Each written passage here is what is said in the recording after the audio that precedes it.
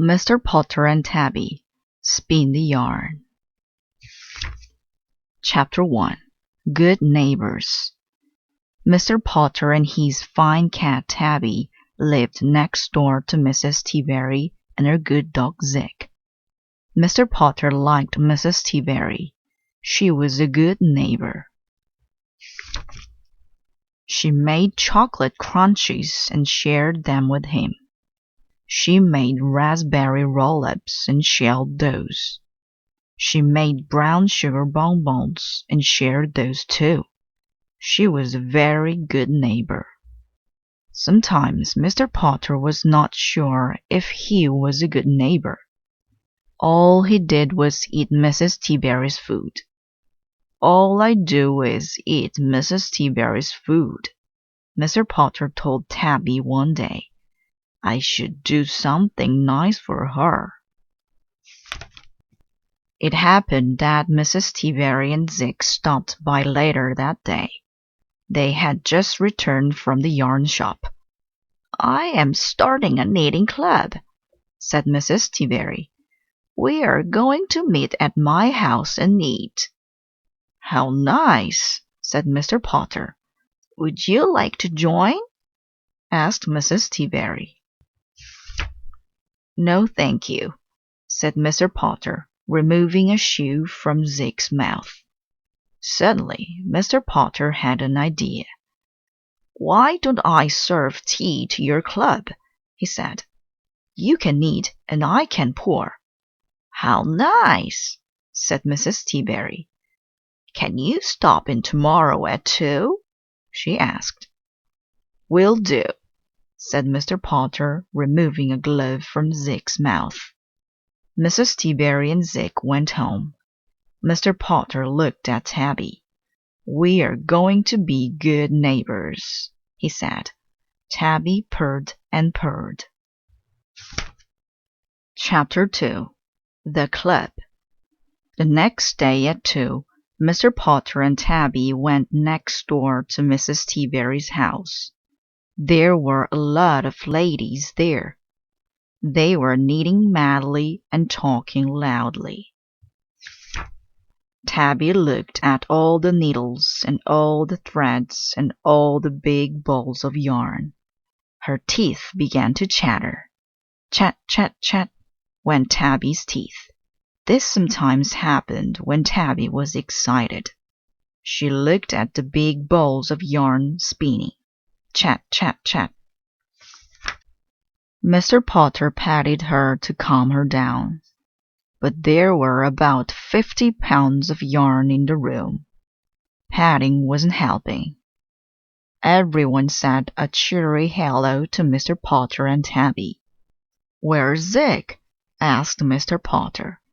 I closed him in the kitchen, said Mrs. T-Berry. He was bothering Gertrude's hat. Gertrude was wearing a hat with lots of fake vegetables on it. He kept stealing the potatoes, said Mrs. T-Berry. Tabby and I shall keep him company, said Mr. Potter. Thank you, said Mrs. T-Berry. You are a good neighbor. That is just what Mr. Potter wanted to hear. Chapter 3. The Fun Starts. In the kitchen, Zig had found a bag of popcorn, a loaf of bread, and some marshmallows. He also had a fake potato. Oh dear, said Mr. Potter. He cleaned up the mess. He helped Zig unstick a marshmallow from his teeth. Then Mr. Potter made tea. He fixed a nice big tray with a teapot and tea cozy.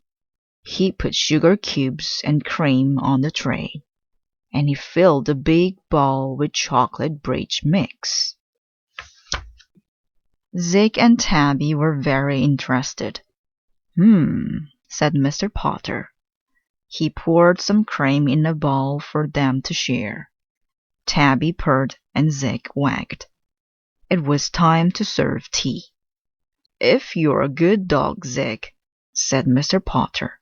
"You can help." Zig wagged again. Mr. Potter opened the kitchen door, and that's when the fun started. Chapter 4. One Less Potato. Zig went straight for the hat. "Eek!" screamed Gertrude. Zig flew through the house with a big plastic potato in his mouth. Tabby chattered herself into a frenzy. Then she went straight for the nearest ball of yarn, which happened to be connected to a sweater Mrs. Fitzwater had been knitting for 7 months. Tabby flew through the house with the yarn in her mouth. As Mr. Potter stood in the doorway with his lovely tray of tea, Mrs. Fitzwater's sweater got smaller and smaller and smaller. Then it disappeared. When the excitement was over, Tabby and Zig were long gone, and the room had one less potato and no sweater. Mr. Potter looked at the knitting club. He put on his best smile. "One lump or two, ladies?" he asked. At first, Gertrude and Mrs. Fitzwater were too grumpy for tea, but Mr. Potter charmed them. He told Gertrude she had perfect taste in hats. He told Mrs. Fitzwater she was a model of goodness to cats. He gave them extra bridge mix. He poured them lots of tea. Mrs. Tabby stopped saying, "Oh dear," and the knitting club had a wonderful visit with Mr. Potter. By the time the tea was over, Gertrude had promised to make Mr. Potter his own vegetable hat, and Mrs. Fitzwater had promised him a sweater. When Tabby and Zig finally came back, looking as if someone had knitted them, everyone just laughed. Mrs. Tabby was so happy. When the knitting club went home, she thanked Mr. Potter. "You saved the day," she said. "Yes," said Mr. Potter, "but now I have to wear a vegetable hat."